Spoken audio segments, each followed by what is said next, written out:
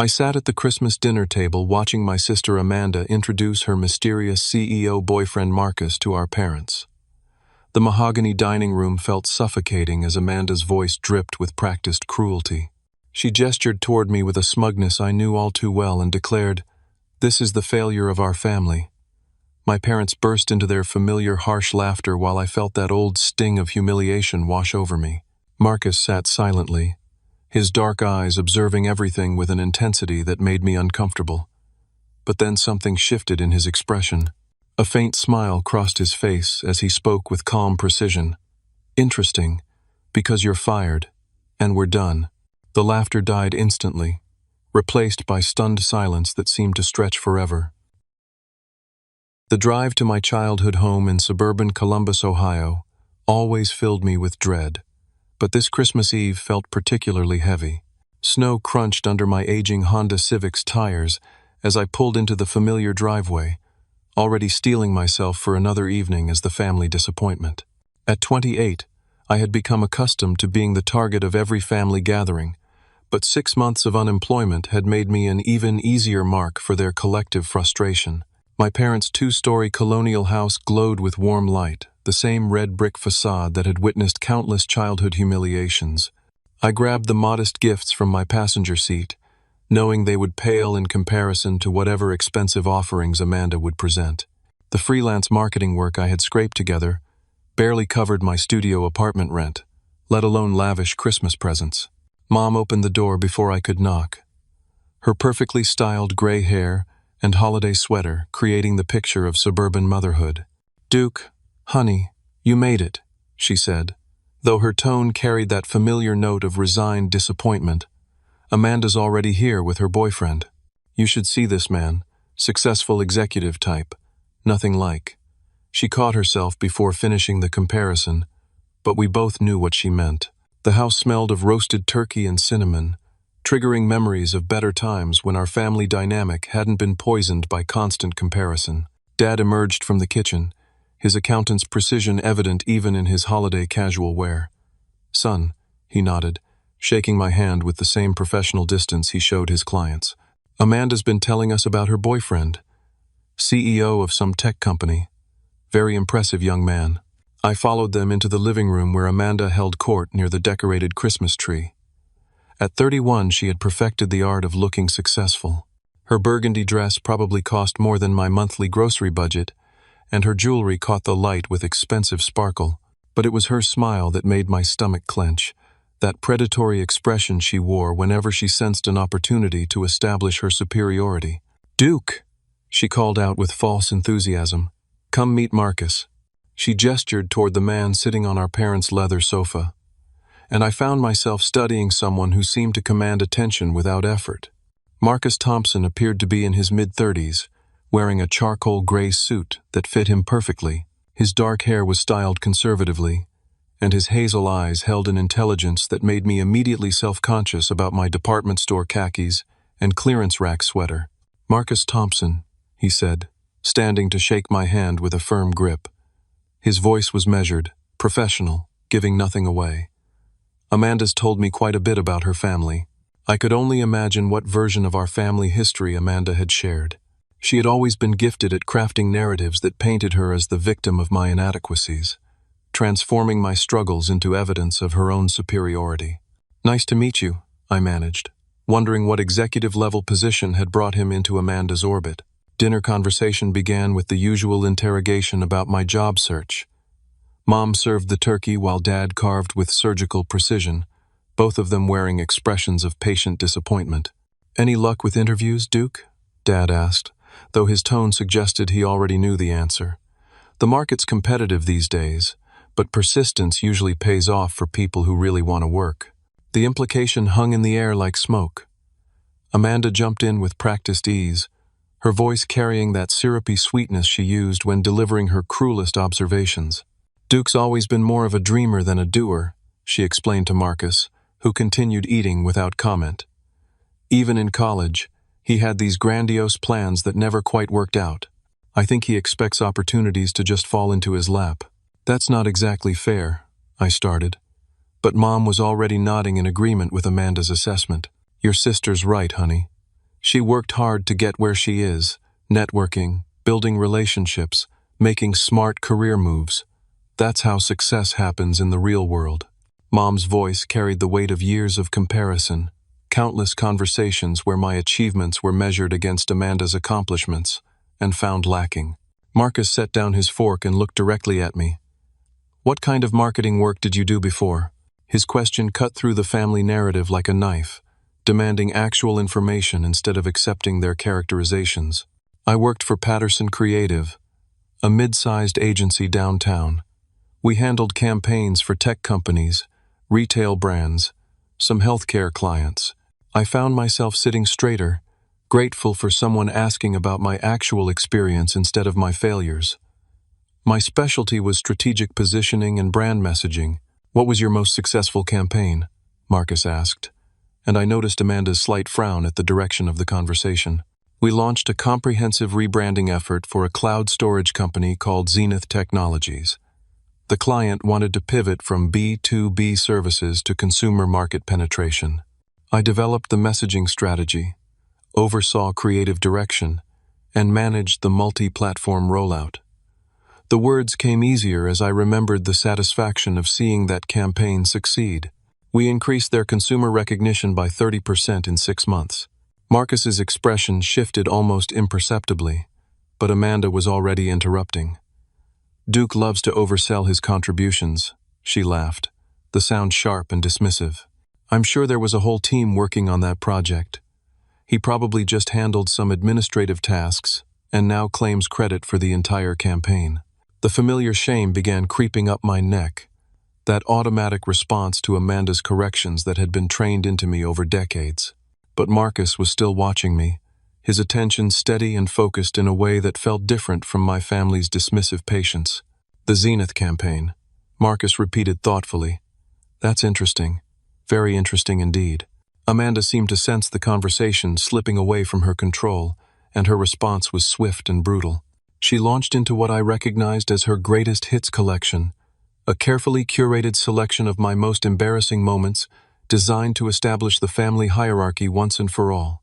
"Since we're talking about Duke's accomplishments," she began with that razor-sharp smile, "maybe Marcus should hear about his complete track record, like how he changed majors 3 times in college because he couldn't handle the coursework, or how he got fired from his first job out of school for missing deadlines." "Amanda, that's enough," I said quietly, but she was just getting started. "Oh, but it gets better. Remember the girlfriend who broke up with him because he couldn't commit to basic relationship responsibilities? Or the apartment he lost because he spent his security deposit on some get-rich-quick scheme that failed within 2 months?" Amanda's voice grew more animated as she warmed to her subject, clearly enjoying Marcus's attention. Mom and Dad exchanged those familiar looks of parental resignation, the expressions that said they loved me but couldn't understand why I couldn't be more like my successful sister.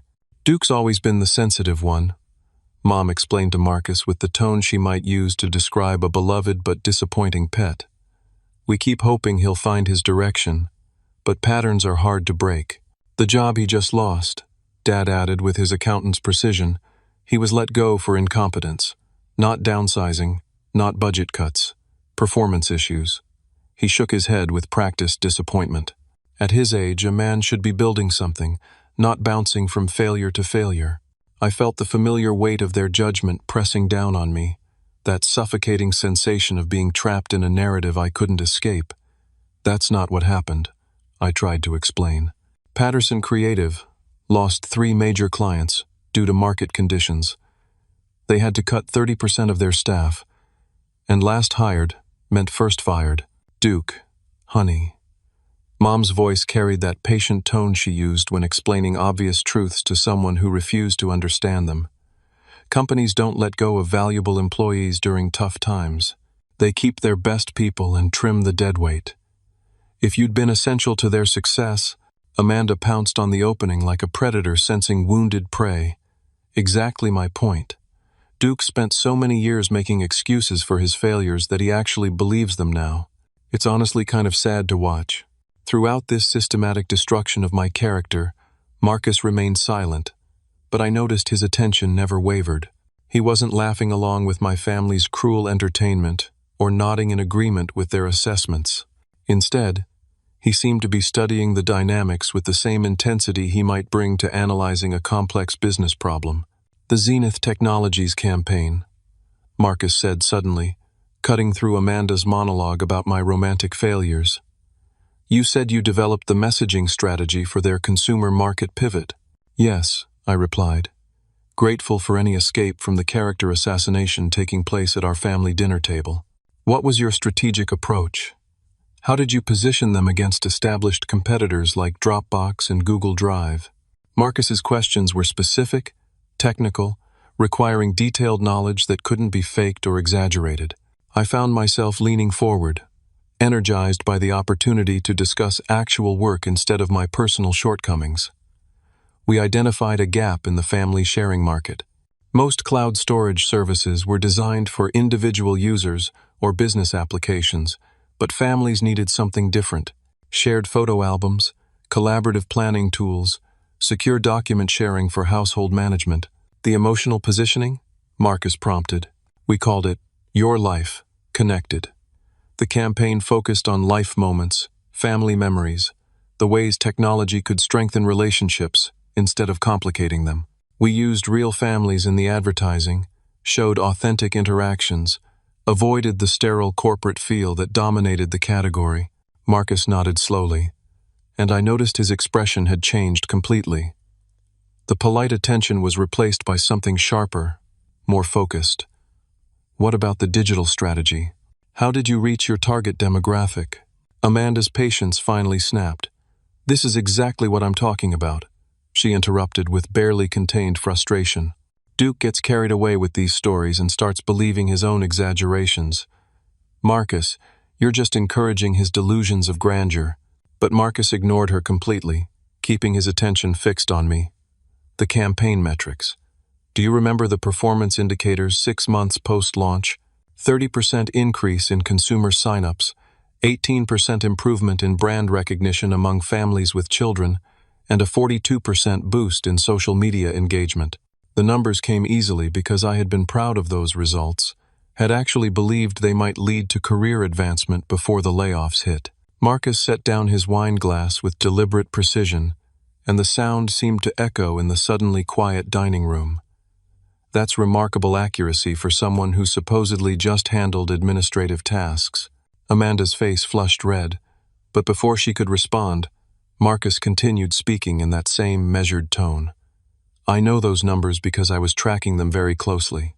You see, my company was the client that commissioned that campaign." The silence that followed was so complete, I could hear the grandfather clock ticking in the hallway.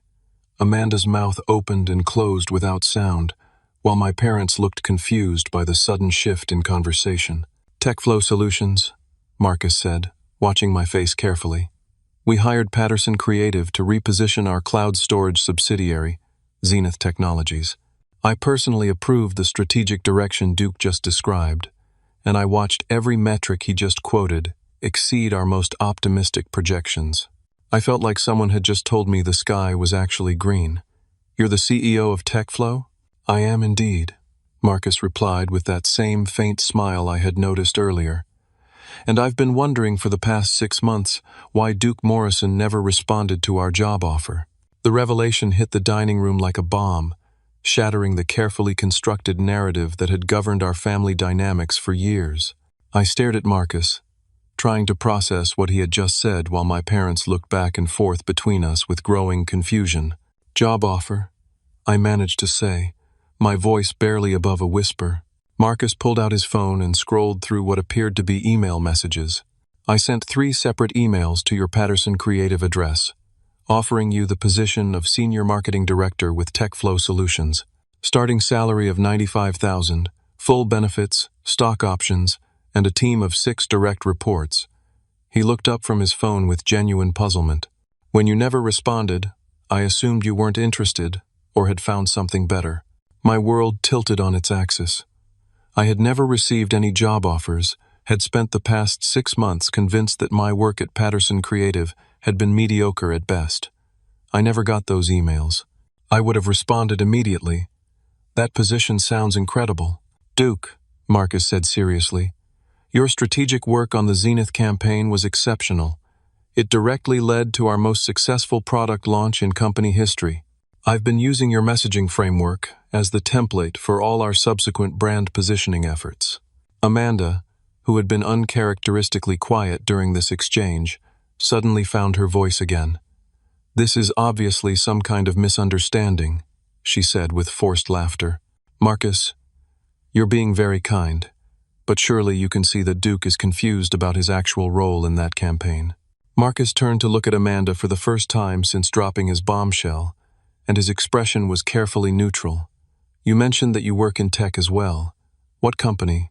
Amanda straightened in her chair, clearly grateful to redirect attention back to her own accomplishments. "I'm Vice President of Operations at TechFlow Solutions. I've been there for almost 2 years now, managing cross-departmental efficiency initiatives and strategic workflow optimization." The temperature in the room seemed to drop several degrees. Marcus continued looking at Amanda with that same neutral expression, but I noticed a muscle in his jaw tightening almost imperceptibly. "Vice President of Operations," he repeated slowly. "At TechFlow Solutions." "That's right," Amanda replied confidently.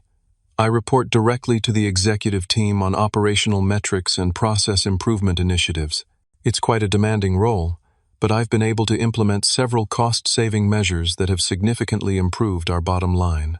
My parents beamed with pride at their daughter's impressive corporate position, but I was watching Marcus's face and beginning to feel a growing sense of unease. "That's fascinating," Marcus said in a tone that could have been carved from ice. "Because I am the CEO of TechFlow Solutions, and our Vice President of Operations is a woman named Sarah Chen, who has been with the company for 5 years. I've never seen you before tonight, Amanda." The silence that followed was deafening. Amanda's confident expression flickered like a candle in the wind, but she quickly rallied. "We must work in different divisions," she said with a nervous laugh. "TechFlow is such a large company, and I primarily work remotely. My immediate supervisor is probably someone you don't interact with regularly." Marcus shook his head slowly. TechFlow Solutions employs exactly 237 people across 4 divisions. The VP of Operations reports directly to me and attends our weekly executive meetings. There is no remote work option for executive-level positions, and I personally approve every hire above manager level. "Maybe I used a different name professionally," Amanda tried desperately. "Some women do that in corporate environments to avoid gender discrimination." "What's your employee ID number?" Marcus asked simply. Amanda's face went pale. "I don't have it memorized." "Who memorizes their employee ID?" "What's your corporate email address?" "I access it through a secure portal. I'd have to look it up." "What floor is your office on?" "I work from multiple locations depending on project needs." Marcus pulled out his phone again and began typing. "This is very interesting, because our IT security team has been tracking some unusual access patterns to our confidential client database.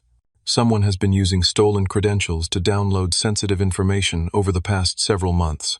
My parents were looking back and forth between Marcus and Amanda, like spectators at a tennis match, their expressions shifting from confusion to growing alarm.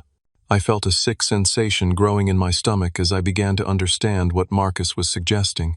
"The security logs show these unauthorized accesses originating from an IP address in the Riverside Park apartment complex on 3rd Street, Marcus continued, his voice remaining eerily calm.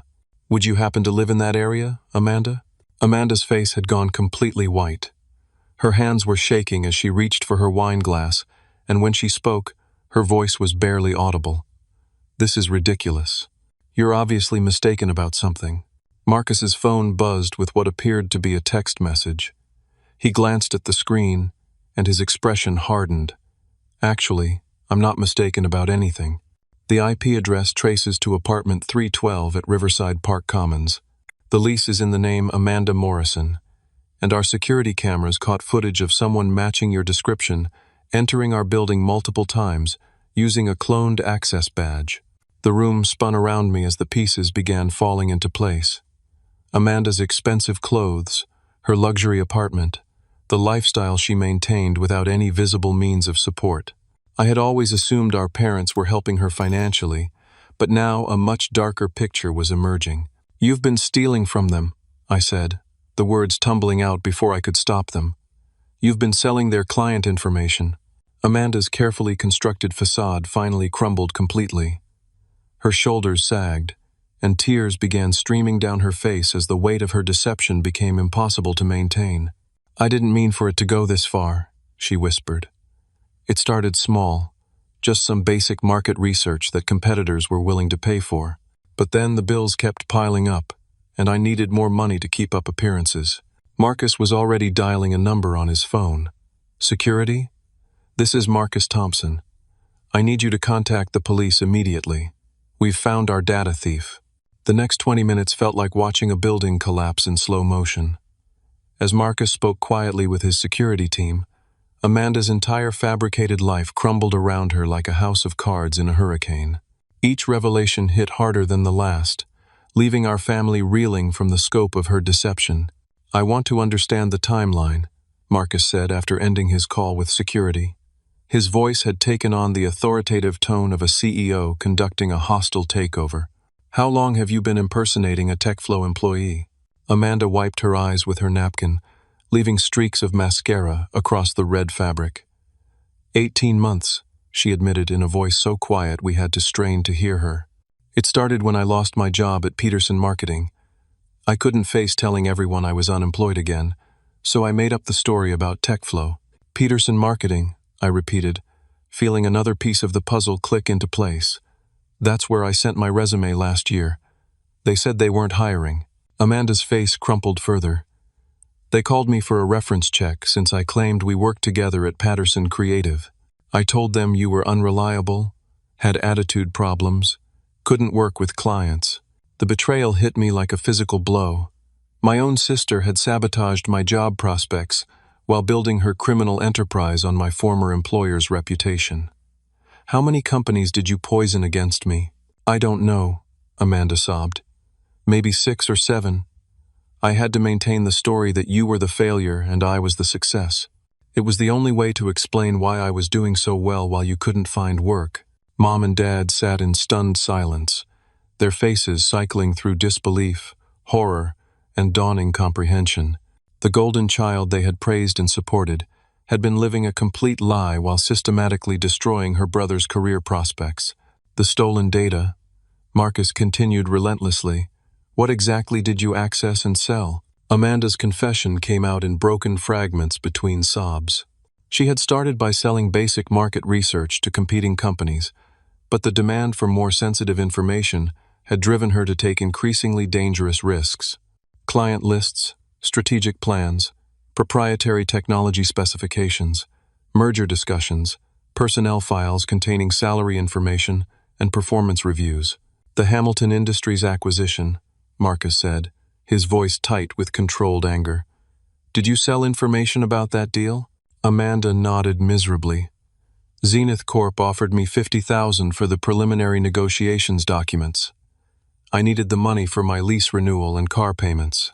That leak cost us a $200 million acquisition," Marcus said, each word precise and deadly. "Hamilton Industries pulled out of negotiations after their confidential information appeared in a Zenith Corp presentation. We lost 18 months of development work and had to lay off 43 employees." The human cost of Amanda's greed was staggering. Dozens of families had lost their income because she needed to maintain her expensive facade.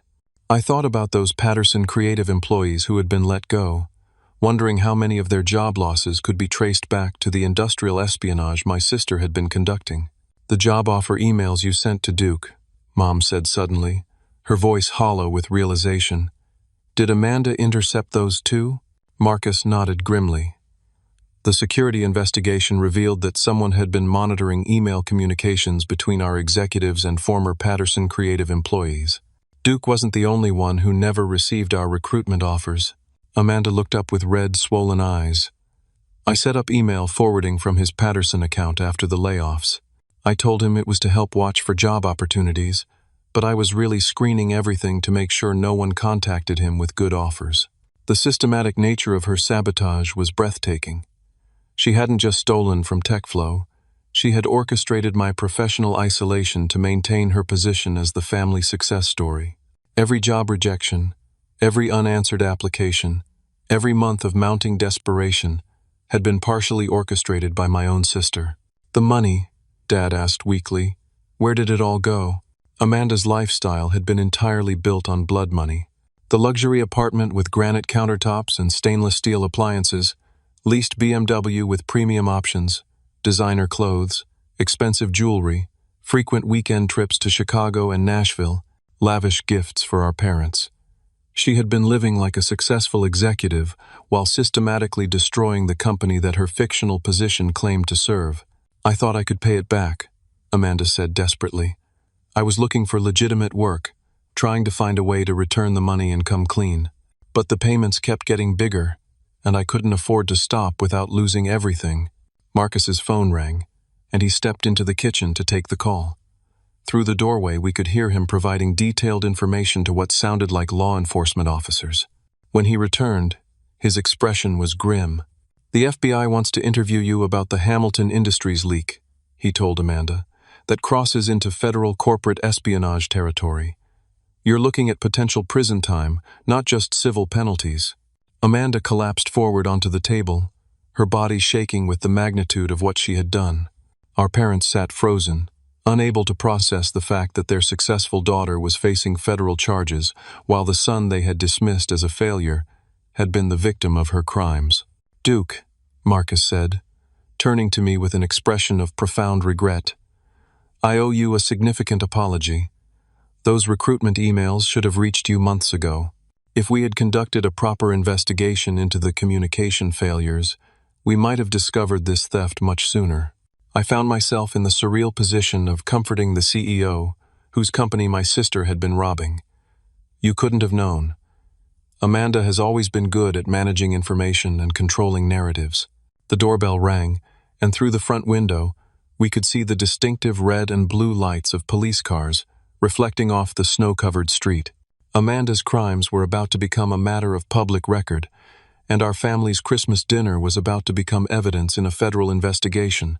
As the authorities entered our family home, I realized that everything I thought I knew about my life, my family, and my own worth had been built on lies. But for the first time in months, I also felt something else stirring in my chest. Hope. The arrest process was surreal and devastating. 2 FBI agents and a local detective entered our family home with professional courtesy but unmistakable authority. They read Amanda her rights in the same living room where she had spent the evening demolishing my character, and the irony was not lost on anyone present. Amanda Morrison, you're under arrest for corporate espionage, identity theft, wire fraud, and violation of the Computer Fraud and Abuse Act, the lead agent announced as he placed handcuffs around my sister's wrists. The metallic click seemed to echo through the house, a sound that would haunt our family gatherings forever. Amanda sobbed as they led her to the police car, her expensive burgundy dress incongruous with the harsh reality of federal custody. Neighbors emerged from their own holiday celebrations to watch the spectacle, their Christmas lights twinkling cheerfully against the grim scene unfolding on our front lawn. Mom and Dad stood in the doorway like statues, unable to process the complete collapse of their understanding about their children. The daughter they had praised and supported was being loaded into a police car, while the son they had dismissed as worthless was being offered a $95,000 job by the very CEO she had been robbing. After the authorities departed with Amanda and their initial evidence collection, Marcus and I found ourselves alone with my shell-shocked parents in the suddenly quiet house. The Christmas tree lights continued their cheerful blinking, but the holiday magic had been thoroughly destroyed by the evening's revelations. Mr. and Mrs. Morrison, Marcus said gently, I want you to know that Duke is completely innocent in this situation. In fact, he's been the victim of systematic sabotage by someone he trusted completely. Dad sank into his recliner, looking older than I had ever seen him. We've been so wrong about everything. All these years, we've been praising Amanda's success while criticizing Duke for failures that weren't even his fault. The signs were there, Mom said quietly, tears streaming down her face. Amanda never wanted us to visit her workplace, always made excuses when we suggested meeting her colleagues. She insisted on hosting every family gathering at restaurants instead of her apartment. We should have questioned how she could afford such an expensive lifestyle. Marcus pulled out his phone and showed them the actual recruitment emails he had sent to me. Duke's work on the Zenith campaign was exceptional. When he never responded to our offers, I assumed he had found something better or wasn't interested in working with us. Now I understand that he never had the opportunity to see them. Reading those emails was like discovering an alternate universe where my professional life had taken a completely different trajectory. Senior marketing director, comprehensive benefits package, stock options, leadership opportunities, the chance to build something meaningful instead of scraping together freelance assignments to pay rent. The position is still available if you're interested, Marcus continued, addressing me directly. In fact, after tonight's events, I think we need someone with your integrity and strategic thinking, even more than we did 6 months ago. I found myself struggling to respond. 6 hours earlier, I had entered this house as the family failure, prepared for another evening of subtle humiliation and disappointed sighs. Now, I was being offered a dream job by a man who had witnessed firsthand how my own family treated me. "I'm interested," I managed to say, my voice thick with emotion. "More than interested. I just need some time to process everything that's happened tonight." Marcus nodded understandingly. "Take all the time you need. This has been traumatic for everyone involved. But Duke, I want you to know that your professional reputation is completely intact. In fact, after seeing how you handled yourself tonight under extremely difficult circumstances, I'm even more convinced that you're exactly what TechFlow Solutions needs." Over the next several hours, as we gave statements to investigators and began the process of understanding the scope of Amanda's crimes, a different picture of our family began to emerge. My parents gradually acknowledged the patterns of favoritism that had allowed Amanda's deception to flourish, while making my life unnecessarily difficult. "We always assumed success was measured by external appearances," Dad admitted, as we sat around the kitchen table drinking coffee at 2 in the morning. "Amanda drove a nice car, lived in an expensive apartment, wore designer clothes. It never occurred to us to ask hard questions about how she afforded that lifestyle.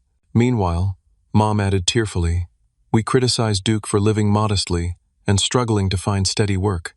We never considered that someone might be actively sabotaging his opportunities." The investigators revealed that Amanda's theft had been even more extensive than Marcus initially realized. She had sold information to 7 different competing companies, compromised 14 major client relationships, and potentially caused millions of dollars in lost revenue and development costs. The Hamilton Industries acquisition was just the tip of the iceberg. "She'll likely face 15 to 20 years in federal prison," the lead FBI agent explained. "Corporate espionage at this level is taken very seriously, especially when it involves multiple companies and international competitors." As dawn approached and the initial shock began wearing off, Marcus made me an offer that changed everything. "Duke, I know this has been an incredibly difficult night for your family. If you accept our position, I'd like to offer you a signing bonus to help cover any financial hardships you've experienced due to the employment sabotage." The signing bonus was more money than I had earned in the previous 6 months combined. Combined with the salary and benefits package, it represented not just employment, but genuine financial security for the first time in years. "There's one more thing," Marcus said, as he prepared to leave our house as the sun rose over Columbus. "The FBI investigation is going to be high profile. Amanda's case will likely make the local news as a significant corporate espionage story. I want you to be prepared for media attention." The irony was overwhelming. Amanda had always craved recognition and public acknowledgement of her success. Now she would receive exactly that attention, but as the central figure in a federal crime story rather than a business success narrative. As I stood in my parents' driveway watching Marcus drive away, I realized that this Christmas morning would mark the beginning of an entirely new chapter in my life. The family dynamics that had defined my identity for 28 years had been shattered, but from the wreckage, something healthier and more honest could finally grow. 6 months later, I stood in the executive conference room of TechFlow Solutions, presenting quarterly results to a room full of senior managers who actually listened to my ideas and valued my contributions. The transformation in my professional life had been remarkable, but the personal healing process for my family had been equally profound. Amanda was serving a reduced sentence of 8 years in federal prison after cooperating fully with authorities and helping them understand the scope of corporate espionage networks operating in the tech industry. Her testimony had led to investigations at 12 other companies and the arrest of 7 additional conspirators. The media attention Marcus had predicted materialized exactly as he described. Local woman, sentenced in multi-million-dollar corporate espionage case, had been front-page news in the Columbus Dispatch, complete with Amanda's professional headshot and details about her elaborate deception. The irony was not lost on anyone that she finally received the public recognition she had always craved, just not in the form she had imagined. My parents had undergone their own transformation during those 6 months. The revelation of their favoritism and its devastating consequences had forced them to confront patterns of behavior they had never questioned. Family therapy sessions had been painful but necessary, helping all of us understand how comparison and conditional love had poisoned our relationships. We spent 30 years teaching our children that love was based on achievement rather than character, Mom said during one particularly difficult session. Amanda learned that she needed to appear successful to earn our approval, while Duke learned that nothing he did would ever be good enough. The therapy revealed that Amanda's criminal behavior had roots in the impossible pressure to maintain her position as the family success story. When her legitimate career faltered, she chose deception and crime, rather than face the disappointment she knew would follow an honest admission of failure. I created a monster, Dad admitted tearfully. Every time I praised Amanda's accomplishments while criticizing Duke's struggles, I was teaching her that her worth as a person depended on outperforming her brother. My new position at TechFlow had exceeded every expectation. As Senior Marketing Director, I led a team of 6 talented professionals, managed relationships with major clients, and developed strategic campaigns that drove significant revenue growth. The Zenith Technologies framework I had created became the foundation for 3 additional successful product launches. Marcus had become not just my employer but a genuine mentor and friend. His leadership style emphasized collaboration, integrity, and long-term thinking rather than short-term appearances. Working for someone who valued character over credentials had been a revelation after years of rejection and disappointment. Duke's success isn't surprising, Marcus told the board of directors during my 6-month review. What's remarkable is that he maintained his integrity and work ethic despite years of systematic sabotage and family discouragement. That kind of resilience is exactly what we need in leadership positions. The financial transformation had been equally dramatic. The signing bonus had allowed me to move from my studio apartment to a comfortable 2-bedroom place with a dedicated home office. I purchased a reliable car to replace my aging Honda, built an emergency savings account, and even started contributing to a retirement fund for the first time in my adult life. But the most meaningful change had been in my relationship with my parents. The forced honesty that followed Amanda's arrest had created space for genuine connection rather than the superficial interactions that had characterized our family gatherings for decades. "We want to build something different with you," Mom said during one of our weekly coffee meetings. "Not based on your job title or salary, but on who you are as a person. We should have been doing that all along."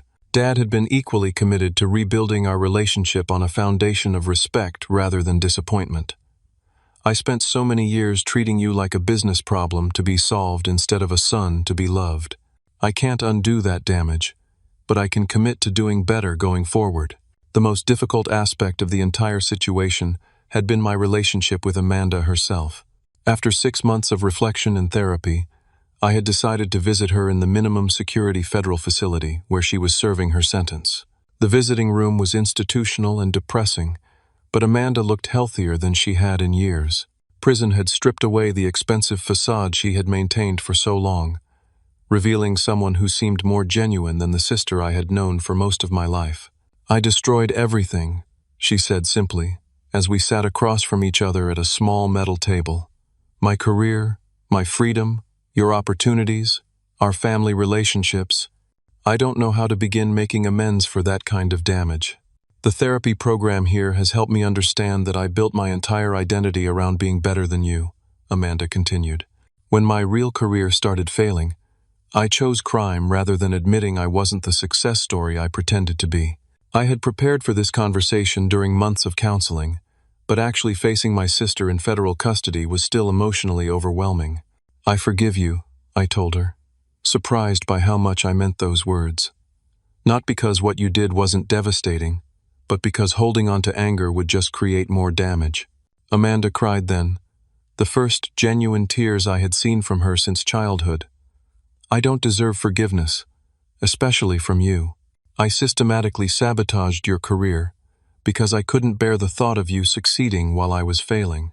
We were both victims of a family system that taught us to compete instead of supporting each other," I said. "I'm not excusing what you did, but I understand how we got here." The prison therapy program had given Amanda tools to understand her destructive patterns and develop healthier ways of relating to others. She was taking college courses, participating in job training programs, and working with a counselor to develop realistic plans for rebuilding her life after release. "I'll have a felony record and no legitimate work experience for the past 2 years, Amanda said. "Starting over at 32 with that kind of background isn't going to be easy. You'll have family support this time," I promised. "Real support, not the conditional approval we grew up with." The visit ended with tentative plans for regular communication and a commitment to rebuilding our relationship based on honesty rather than competition. Amanda would serve 6 more years, but she would emerge to a family that had learned to value character over achievement. As I drove home from the prison, I reflected on how completely my life had changed since that Christmas dinner. The brother who had been dismissed as a failure was now leading successful marketing campaigns and earning genuine respect from his colleagues. The sister who had been praised as a success was serving federal time for corporate espionage. But the most important transformation had been in our family's understanding of what really mattered. Success without integrity was ultimately worthless, while character and resilience could overcome almost any setback. 2 years after that life-changing Christmas dinner, I stood before 300 TechFlow Solutions employees at our annual company meeting, delivering the keynote presentation about strategic marketing innovation. The applause that followed my talk was genuine and enthusiastic, a far cry from the dismissive responses my ideas had received at family gatherings throughout my 20s. Marcus introduced me to the audience as his successor for the Chief Marketing Officer position, a promotion that would make me the youngest executive in company history. The journey from unemployed freelancer to C-suite executive in less than 3 years felt surreal, but it had been built on foundation of hard work, integrity, and the support of people who valued substance over appearances. My parents sat in the front row, their faces glowing with pride that felt entirely different from their previous favoritism toward Amanda. This approval was based on who I had become as a person, not just what I had achieved professionally. The family therapy had taught all of us to separate love from performance, creating space for genuine relationships rather than competitive dynamics. Amanda was scheduled for release in 4 years, and our weekly phone conversations had revealed someone completely transformed from the desperate, competitive person who had sabotaged my career. Prison education programs had given her accounting skills and a realistic understanding of how to rebuild a life based on honest work rather than criminal shortcuts. "I'm proud of what you've accomplished," she told me during our most recent call. "But more importantly, I'm proud of how you've handled success. You could have become bitter and vindictive after what I did to you, but instead you chose forgiveness and healing." The ripple effects of that Christmas evening had extended far beyond our immediate family. The FBI investigation Amanda had cooperated with led to the arrest and conviction of 17 people involved in corporate espionage networks across 6 states. The security improvements implemented at TechFlow Solutions had been adopted by dozens of other companies, creating industry-wide protections against similar theft. Marcus had been promoted to Chief Executive Officer of TechFlow's parent company, partly based on his handling of the espionage crisis and the subsequent security overhaul. His leadership during that difficult period had demonstrated the kind of principled decision-making that boards of directors valued in uncertain times. "Your family situation taught me something important about leadership," Marcus told me during my promotion celebration. "Sometimes the most valuable employees are the ones who have faced adversity with grace, rather than those who have never been tested." The financial transformation in my life had been substantial, but not excessive. The CMO salary allowed me to purchase a modest house in a good neighborhood, contribute meaningfully to retirement savings, and help support Amanda's educational expenses during her incarceration. But more importantly, financial security had given me the confidence to make decisions based on values rather than desperation. My dating life had also improved dramatically once I stopped approaching relationships from a position of shame and insecurity. Meeting Sarah at a professional conference had led to a healthy partnership with someone who valued my character and integrity rather than my job title or bank account. We were planning to marry the following spring, and Amanda would be able to participate in the ceremony via video call from the federal facility. The most profound change had been in my understanding of success itself. Growing up, I had internalized my family's definition of achievement as external validation, material possessions, and superiority over others. Prison and therapy had taught Amanda that this approach led inevitably to emptiness and self-destruction. Real success is being able to sleep peacefully, knowing that your accomplishments came through honest work and didn't require harming other people, I had learned to tell myself during difficult moments. Everything else is just keeping score in a game that doesn't actually matter. The Christmas dinner that had seemed like my lowest moment had actually been the catalyst for the most important growth in my adult life. Amanda's cruel introduction of me, as the failure of our family, had inadvertently created the conditions for Marcus to discover both her crimes and my sabotaged potential. Standing in my new executive office 2 years later, looking out at the Columbus skyline through floor-to-ceiling windows, I often thought about the unpredictability of life's turning points.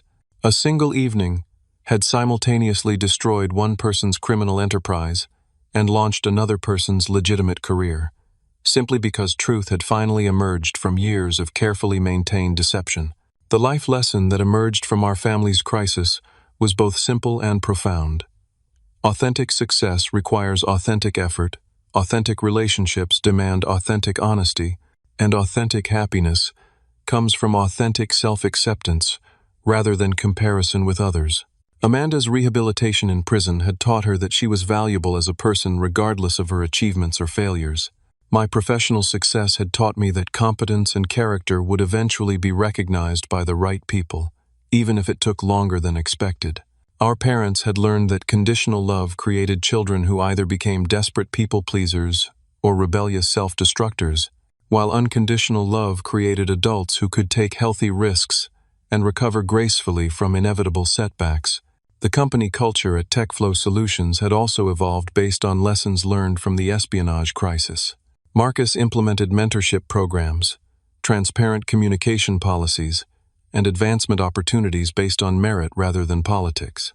The workplace became a model for how organizations could create success through collaboration rather than internal competition. As I prepared for my new role as Chief Marketing Officer, I often reflected on how different my life might have been if Amanda's crimes had never been discovered.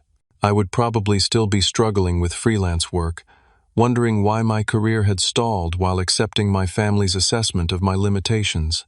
Instead, I had learned that my worth as a person was independent of my professional achievements, that honest work created lasting satisfaction in ways that shortcuts never could, and that forgiveness was ultimately more powerful than revenge in creating the kind of life worth living.